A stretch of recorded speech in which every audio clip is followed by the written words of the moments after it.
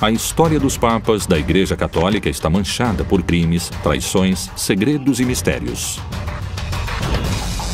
Muitos teólogos falam sobre uma batalha no interior da instituição que está acontecendo há séculos. E os sumos pontífices não estariam livres dessas lutas.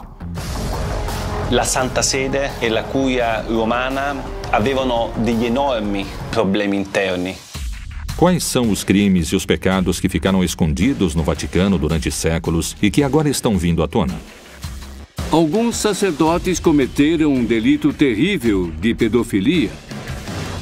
E isso acabou manchando a imagem da Igreja pelo fato de que se tentou esconder. Papa Benedetto XVI potesse finire in un attentato.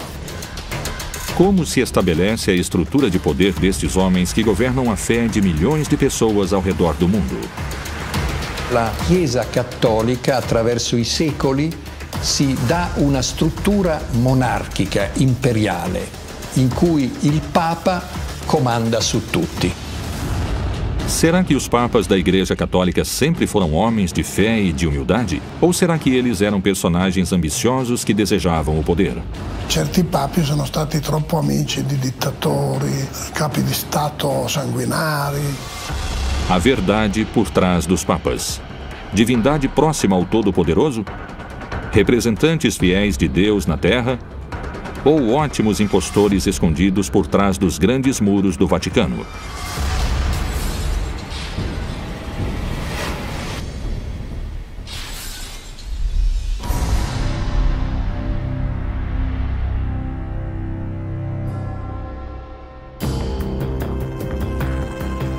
Atualmente, a Igreja Católica é uma das religiões com mais fiéis ao redor do mundo.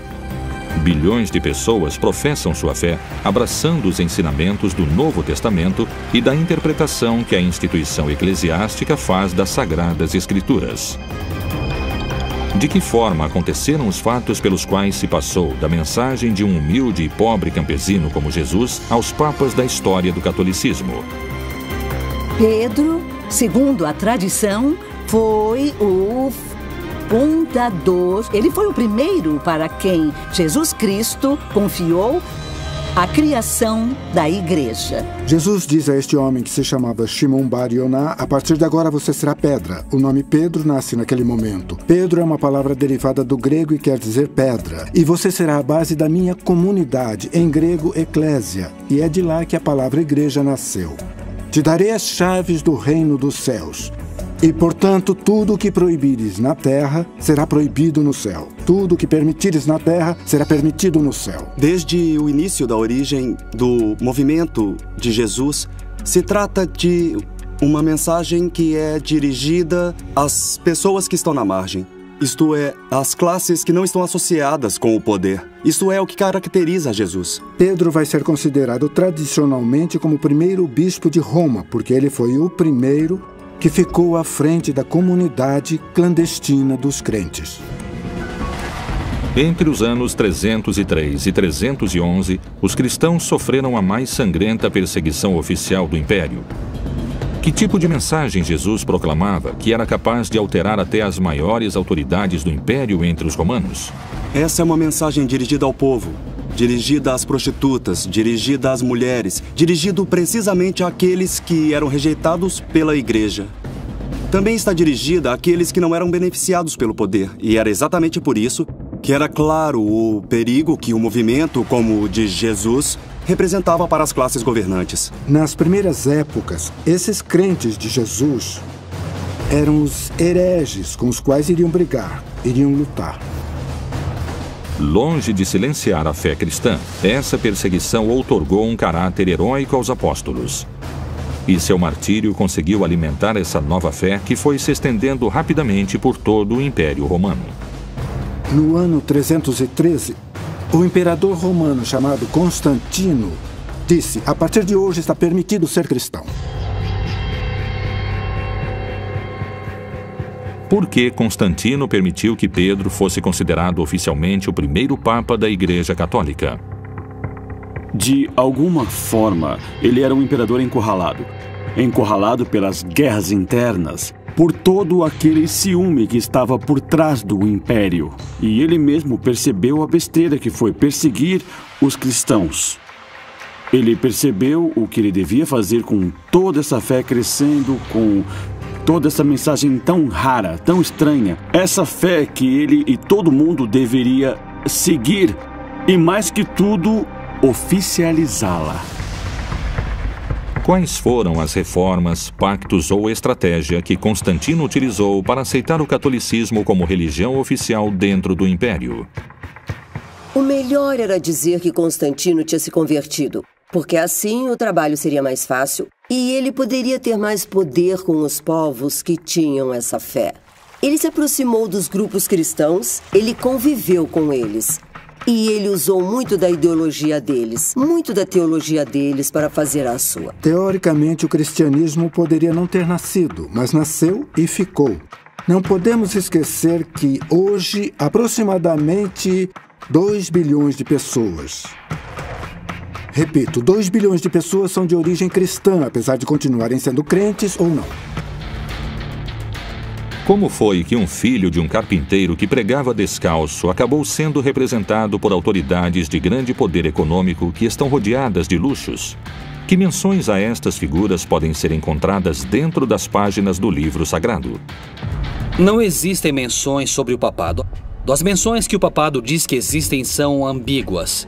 O fato de Jesus dar as chaves do reino dos céus, o fato de Jesus escolher ele por cima dos outros discípulos. Bom, isso é uma construção papal da origem do papado. Mas quando eu leio a Bíblia, eu não tenho motivos para pensar que precisa existir o Estado do Vaticano. Como se introduziu a figura do Papa e de que forma ele era eleito? Durante os primeiros 3 séculos do desenvolvimento do cristianismo, eram escolhidos, vamos dizer, essas pessoas que mereciam respeito para dirigir a todos. Eles se chamavam de papas.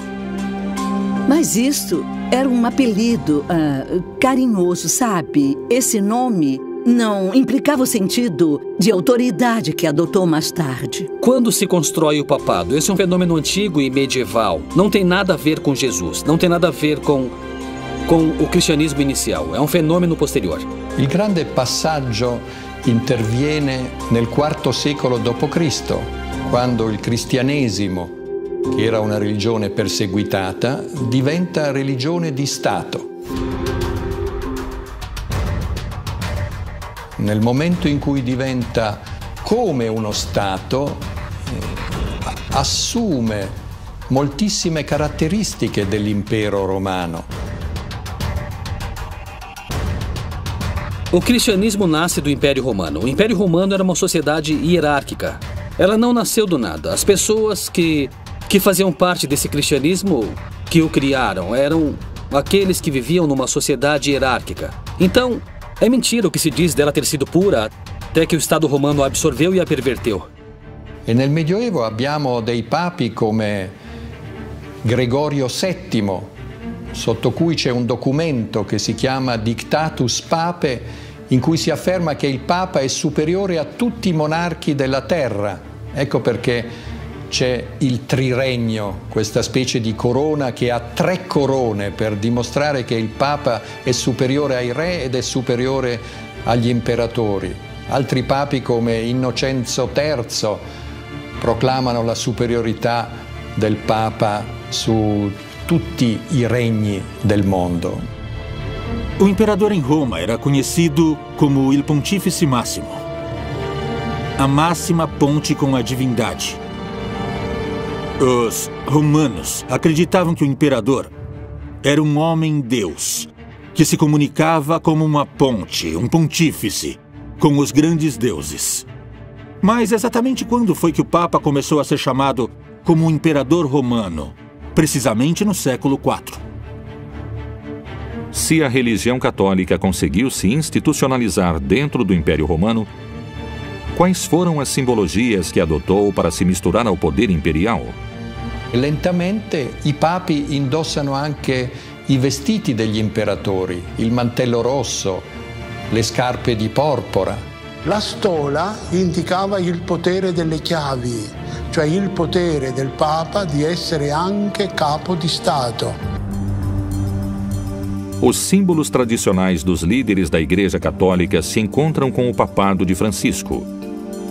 Que reforma esse Papa adotou diante dos gestos que seus antecessores mantinham?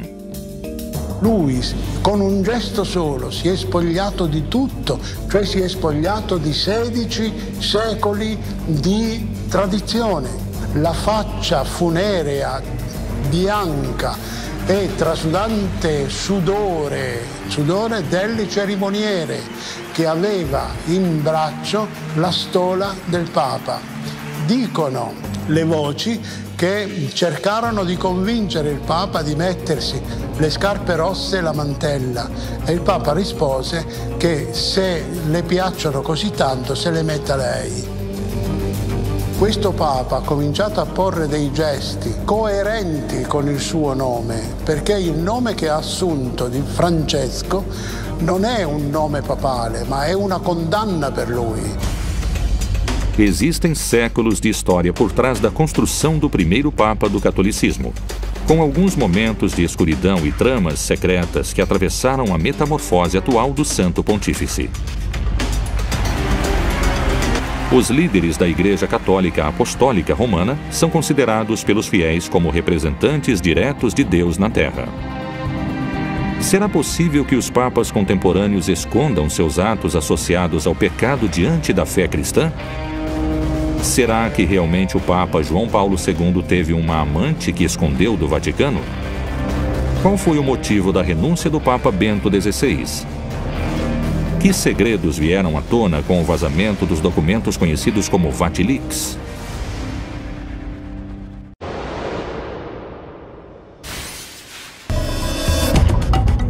O Papa representa na religião católica a máxima autoridade religiosa. Abaixo dele se estende uma corrente hierárquica de cardeais, bispos e sacerdotes que chega a todos os cantos do planeta. Como surgiu a hierarquia que administra essa religião de multidões? No passado, existiram muitos conflitos sobre o assunto de qual bispo tinha mais autoridade sobre qual bispo. E quem determinou isto? A política e a guerra. Temos que pensar que o Vaticano tem uma história muito obscura. O nascimento do Estado do Vaticano e a eleição de distintos papas foram documentados através da história. É assim que surgem versões sangrentas, carregadas de mistério, traição e lutas pelo poder. Será que se atentou contra a vida de um papa dentro da própria religião? Será que se cometeram crimes e tentativas de assassinato contra a figura mais importante e venerada da religião católica? O papado é a estrutura existente mais velha que há. Parece uma sequência de indivíduos, com defeitos e qualidades. Bonifácio VIII, de alguma forma, foi o maior exemplo de papa entre os papas medievais. Ele foi acusado de vender e de comprar cargos, até o ponto de ele acabar sofrendo um atentado. E Formoso fez parte de um dos episódios mais originais da história pontifícia. Quando ele morreu, o papa sucessor o tirou do sepulcro e o fez enfrentar um julgamento. Todas as decisões de Formoso se anularam e o cadáver de Formoso foi jogado no rio Tibre. Estevão também não terminou muito bem. Os opositores dessa época, no movimento pendular político, levaram ele à cadeia e aparentemente ele foi esganado pelos próprios carcereiros.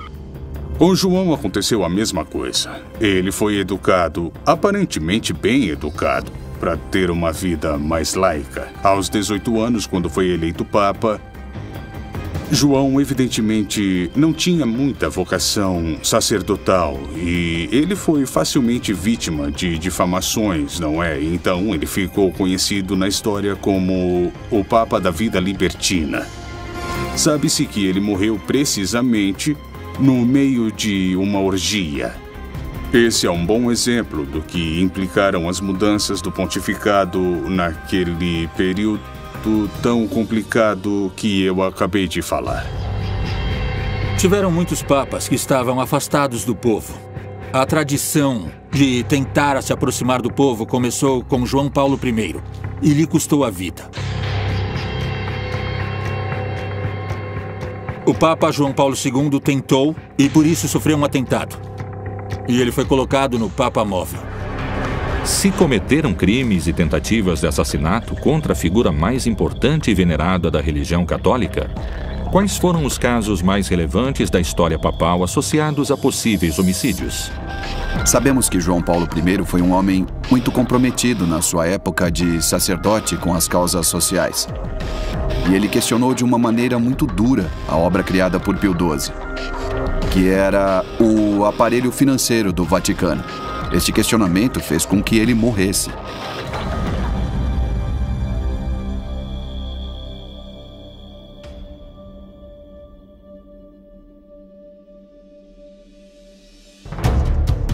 Foi um assassinato. Isso ficou muito claro nos livros e no famoso filme de Coppola, O Poderoso Chefão 3. Quando ele veio aqui na Argentina, perguntaram a ele se ele se atrevia a acusar as figuras do Vaticano de terem assassinado o Papa. E ele disse, escuta, até agora eu não fui processado por esse assunto e o Vaticano tem ótimos advogados. Será que estes acontecimentos do passado podem se repetir na nossa época? Por que tem setores que temem pela vida do Papa Francisco? Quais são os motivos pelos que, cada vez mais, os teólogos e os especialistas opinam sobre um possível atentado contra o Sumo Pontífice? O Papa Francisco não mora mais no Vaticano. Ele mora num convento em Santa Marta, que fica em Roma. Ele disse que é por humildade, mas eu também acho que é por segurança. Porque ele está mexendo com interesses muito poderosos. Então é possível que eles tentem machucá-lo de alguma maneira ou fazer com que ele mude suas políticas. Os setores que estiveram numa crise profunda estão enfrentando Francisco. Inclusive, esses setores falam, Francisco, você é um papa herético. Essas são as proporções. Na verdade, ele está escolhendo muitos cardeais que vão votar quando ele morrer para que o próximo papa continue com essa linha liberal. Então agora existe uma luta de poder. Há muitas resistências, muitas sabotagens. Sabotagens que vieram à tona. Existem setores da intelectualidade conservadora e meios de comunicação que o questionam. Mas Francisco não amoleceu. Ele se sente sozinho. Existem movimentações muito fortes na igreja contra Francisco e há poder dentro da igreja. Se tem uma pessoa que resolveu terminar com toda essa máfia, ele sabe que isso pode ter um preço alto e perder a vida. Assassinatos, tentativas, crimes, traições e muitas teorias conspiradoras parecem estar alojadas dentro da Cúria Papal ao longo da sua grande história. Mas não só morte e crimes estão escritos nessas páginas. Que mistérios escondeu a figura do Papa João Paulo II? Ele teve um romance com uma mulher enquanto exercia o papado?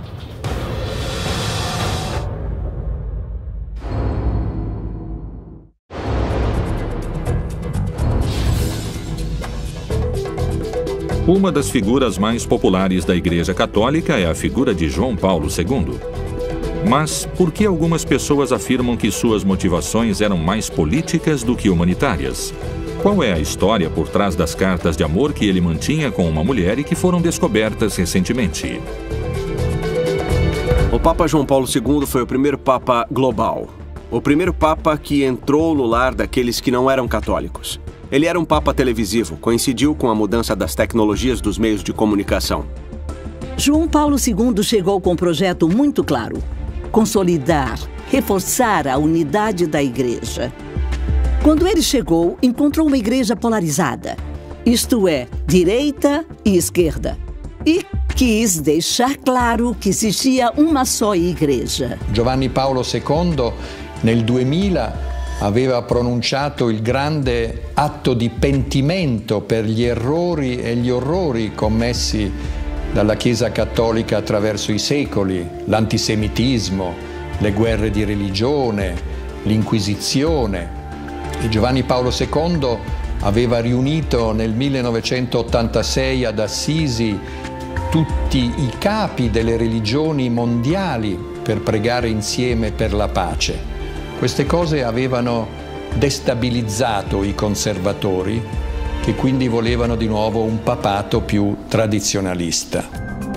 Ele foi fundamental quando se tornou o primeiro Papa da Era Moderna que entrou numa sinagoga, o primeiro também que entrou numa mesquita, precisamente para ressaltar o respeito que para ele era fundamental para aproximar os seres humanos, para ter uma convivência che è molto necessaria nesse mondo che temos che vivere. Giovanni Paolo II ha regnato per quasi 28 anni e dunque è stato un regno lungo e in quel periodo di tempo è riuscito a strutturare tutto il suo potere in maniera quasi dittatoriale all'interno del Vaticano. Non c'era mosca che volasse senza che Giovanni Paolo II e il gruppo dei polacchi che governava il Vaticano non lo sapesse.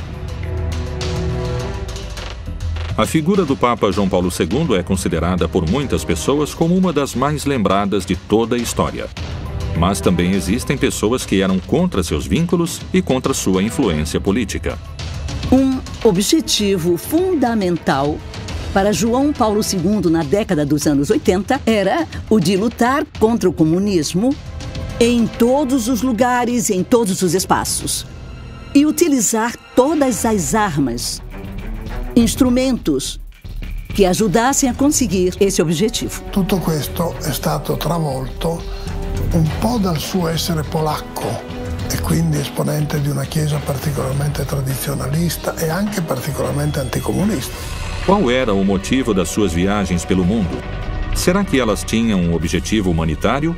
Ou, como algumas pessoas acham, o que ele realmente queria era influência e poder político?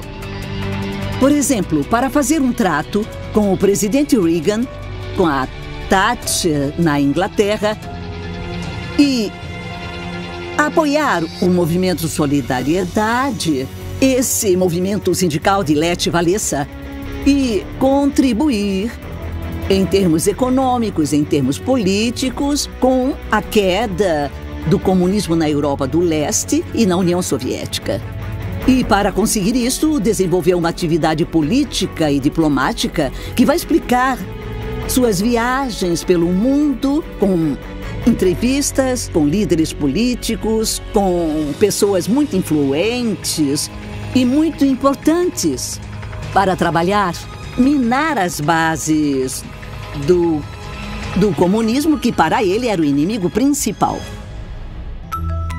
Não só seus vínculos políticos fariam sombra e começaria um debate sobre a imagem de João Paulo II. Sua imagem também ficaria embaçada por aqueles que afirmam a hipótese de que ele teria tido uma amante durante alguns anos. Recentemente, foram encontradas 350 cartas escritas entre João Paulo II e uma filósofa polaco-americana que se chamava Anna Teresa Timieniecka. As cartas entre Ana Teresa e João Paulo II fazem parte de uma tradição eclesiástica muito antiga. São Paulo foi acompanhado por Santa Cleta. Não conhecemos estes textos porque eles foram excomungados pela Igreja no ano 325.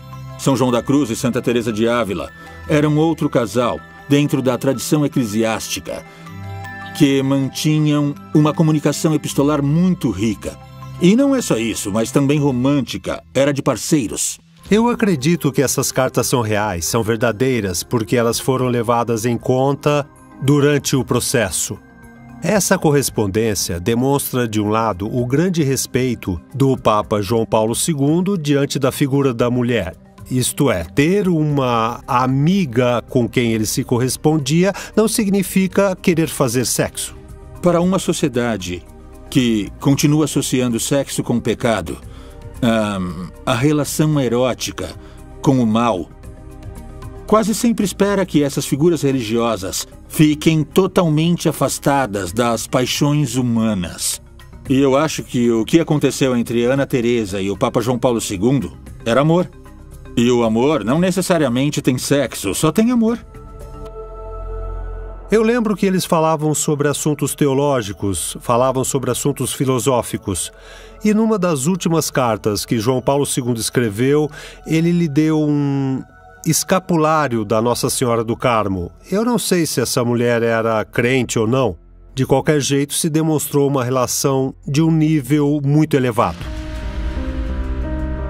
Numa das cartas enviadas no ano de 1976, João Paulo II escreveu: Minha querida Teresa, recebi as 3 cartas. Você escreve sobre sentir-se despedaçada, mas não consigo encontrar nenhuma resposta para essas palavras. E numa carta do dia 10 de setembro de 1976, ele lhe enviou um escapulário e escreveu: É a dimensão em que a aceito e a sinto em todos os lugares e situações, quando você está perto e quando está longe. Me lo augurerei per loro di nuovo, cioè, siccome non ci vedrei niente di male o di deprecabile, se è successo tanto meglio, ma di più. Que João Paulo II tivesse uma amante, eu considero uma coisa de fábulas, uma coisa absolutamente impossível. Com muitas opiniões divididas, a verdade sobre o relacionamento deles continuará sendo um mistério. Mais importante do que a polêmica, o Papa João Paulo II se tornou um personagem que atravessou fronteiras e que construiu pontes interreligiosas. É por isso que ele foi canonizado alguns anos antes da sua morte. Quem viria depois dele? Una volta morto l'imperatore e una volta eletto un papa più fragile e meno carismatico di Giovanni Paolo II, cioè Benedetto XVI, tutte le lotte e gli asti per la gestione del potere, per il controllo delle ricchezze economiche, per il controllo degli appalti, oltre a scontri dottrinari, sono esplosi.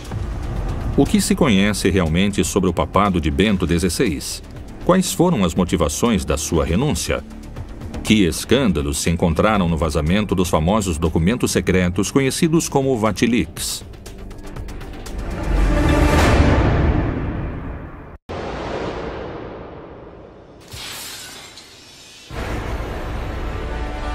Depois da morte de João Paulo II, o Colégio dos Cardeais elegeu a Joseph Aloysius Ratzinger e escolheu o nome Bento XVI como seu sucessor. Com este Papa, estourou um dos maiores escândalos dos últimos tempos do Vaticano: a revelação dos documentos secretos que mostraram corrupção e lavagem de dinheiro, mundialmente conhecidos como Vatilix. Qual foi a motivação da Cúria da Igreja Católica de escolher um personagem tão diferente do seu antecessor? Quais foram as principais diferenças entre esses 2 papas?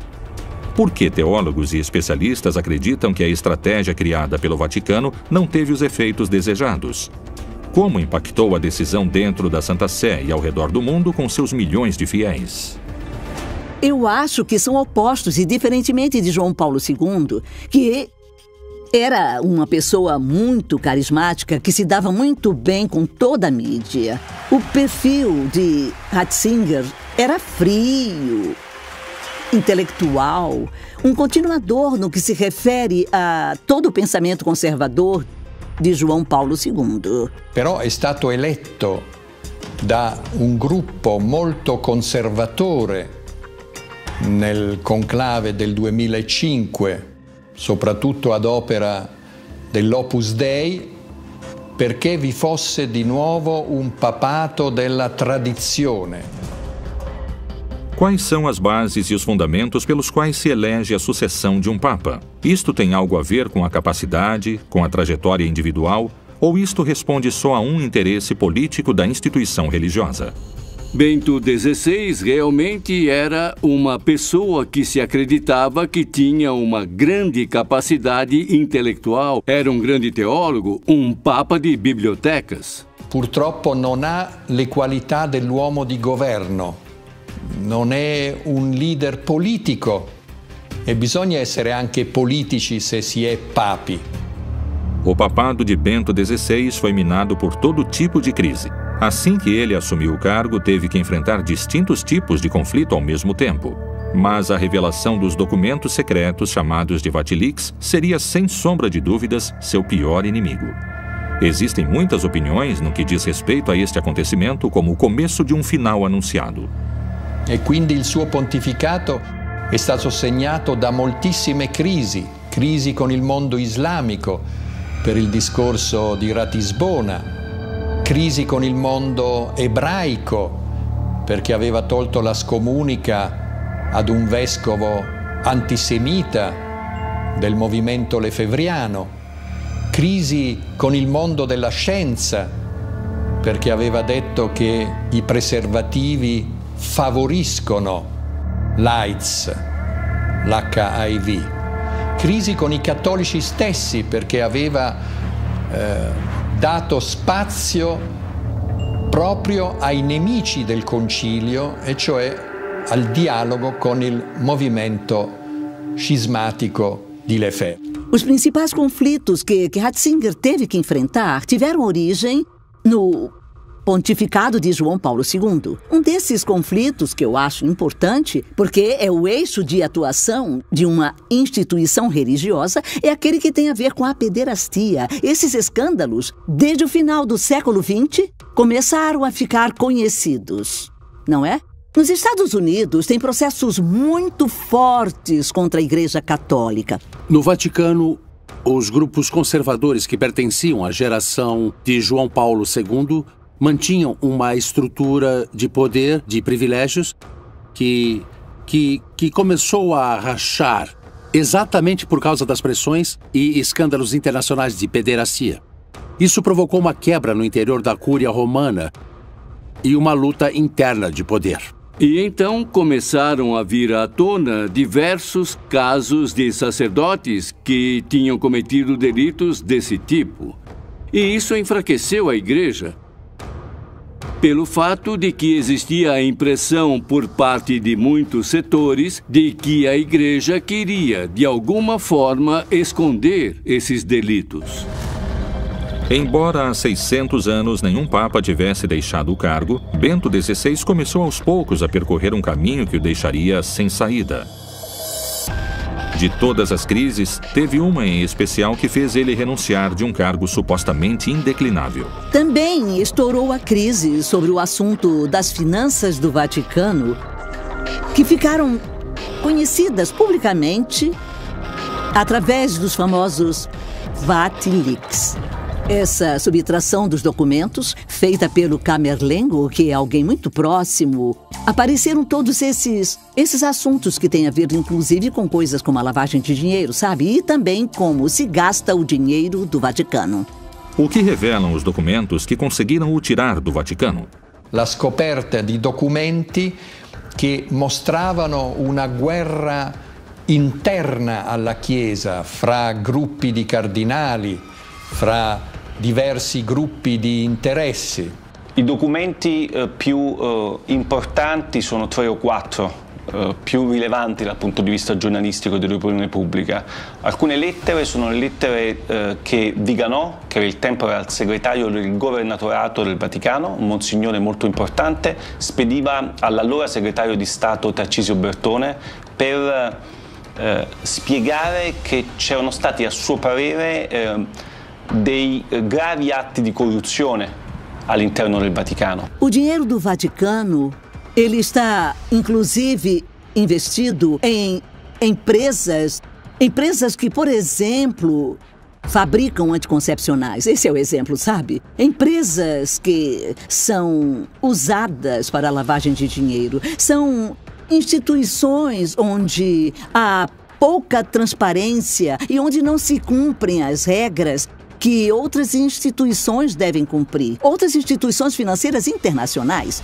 Veio à tona uma grande quantidade de propriedades urbanas que o Vaticano tem em Roma, e essas propriedades em Roma são utilizadas de acordo com vontades particulares.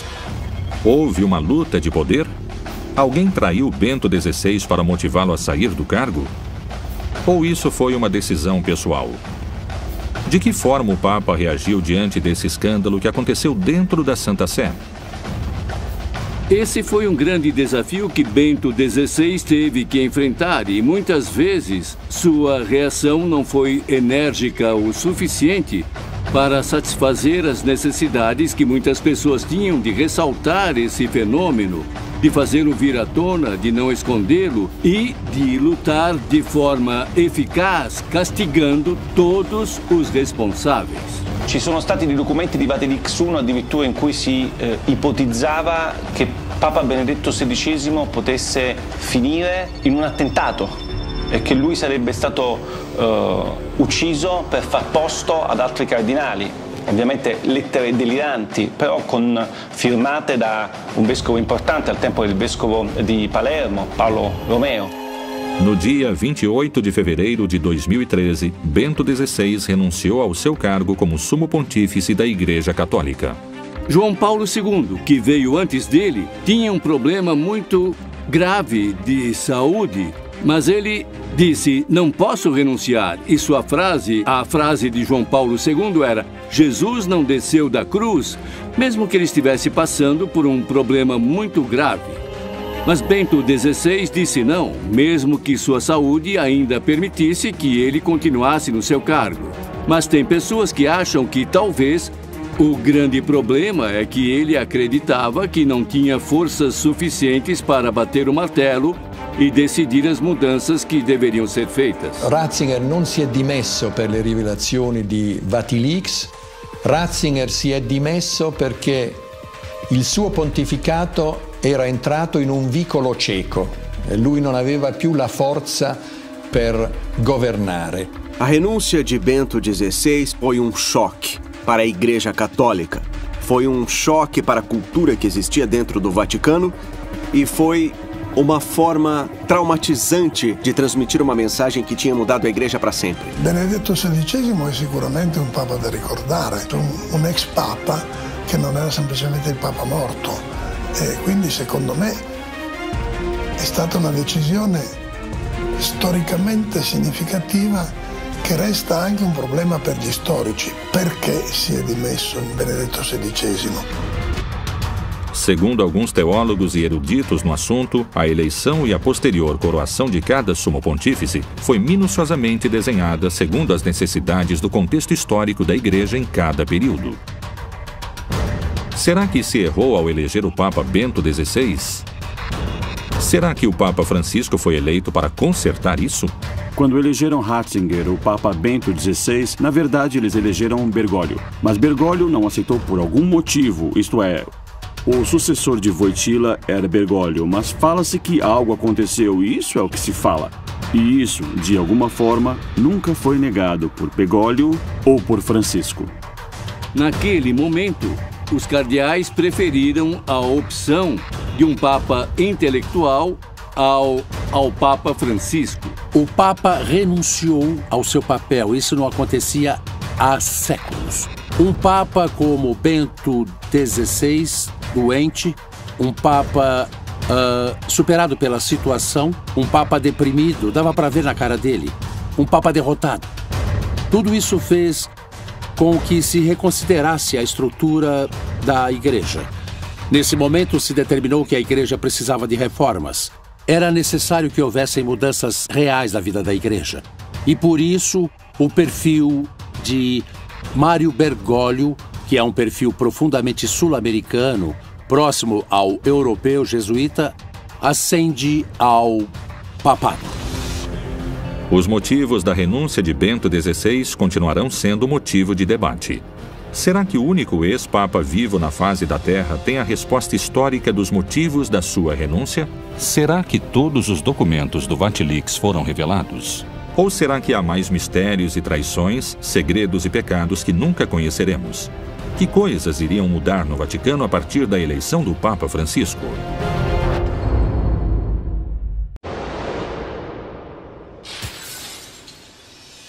Depois da renúncia de Bento XVI e de um breve período de sé vacante, no ano de 2013, o cardeal sul-americano Jorge Bergoglio assumiu a cátedra de São Pedro. Habemus Papa!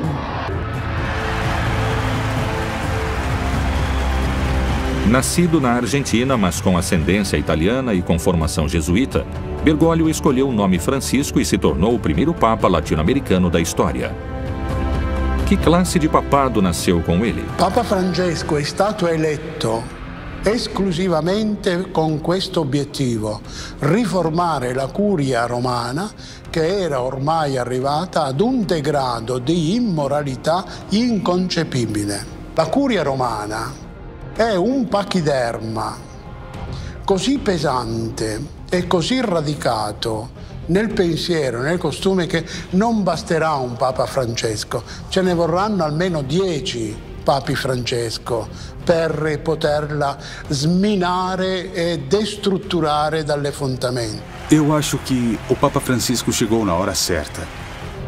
E aqueles que entendem do nosso catolicismo entendem que por trás de tudo isso tem um estado político, social, que não vai deixar ele trabalhar como gostaria. Será que ele poderá renovar a fé dos católicos e atrair novos fiéis à igreja? Eu acho que o Francisco está fazendo é nos desafiar a viver o Evangelho. A própria presença dele é bondade, é Evangelho. Ele abraça, beija, sorri. Esse é o caso do Papa Francisco, que não só atrai fiéis do mundo católico, e não tantos quanto gostaria. Ele atrai muito mais gente fora do mundo católico, ex-socialistas, ex-comunistas, ex-progressistas, que atualmente não se sentem representados por nenhum partido, por nenhum grupo. E nesse Papa encontram uma liderança que nunca teria sido pensada há 40 ou 50 anos. Francisco é considerado por muitos como um Papa humilde que quer fazer uma igreja pobre para os pobres. Qual é seu posicionamento diante do dinheiro do Banco do Vaticano? Francesco ha cercato e sta ancora cercando di portare avanti un'opera di pulizia per cacciare via dalla banca tutte le persone che non ne hanno diritto, e penso che un'opera di pulizia in effetti sia stata fatta. Tem vários gestos no pontificado de Francisco que vão entrar para a história. São gestos completamente coerentes com sua forma de enxergar a igreja e, mais importante, sua forma de enxergar as pessoas. Um Papa que para o Papa Móvel para abraçar os doentes, um Papa que abraça os anciãos, um Papa que responde tranquilamente aos jornalistas no avião. Eu acho que o Papa está mudando a Igreja Católica com esses gestos. Uma imagem do Papa Francisco vale mais do que 1000 homilias. O Papa se aproxima aos assuntos da atualidade com um olhar conciliador. Será que esta é uma oportunidade de mudança para a Igreja? Voglio vedere come andrà a finire la rivoluzione di Francesco, perché, come dire, c'è nel pontificato di Francesco certamente un elemento di riduzione del peso della Chiesa, di riduzione del potere, della presenza temporale, che secondo me è importantissima per salvare la fede dei pochi credenti ancora esistenti. Quello che Francesco sta facendo e che io guardo con simpatia, ma anche con timore e tremore, come direbbe Kierkegaard. O Papa Francisco é o novo cantor de uma música que já tinha sido cantada por outros papas. A música é a mesma, mas o cantor faz com que pareça uma música muito mais... Bom, é o ritmo latino, é um Papa com coração latino, que deixa essa música muito mais contagiante. Com mais de 2000 anos de história, um sem fim de mistérios e segredos, atualmente ainda se escondem entre os fortes cimentos do Vaticano as verdadeiras causas dos papas assassinados, da renúncia de Bento XVI, do relacionamento de João Paulo II com uma mulher polaca e do vazamento dos documentos Vatilix I e II. Esses são só alguns acontecimentos. A história dos papas da Igreja Católica edita todo dia um novo capítulo, com uma sucessão de líderes que atualmente tem o Papa Francisco escrevendo suas páginas.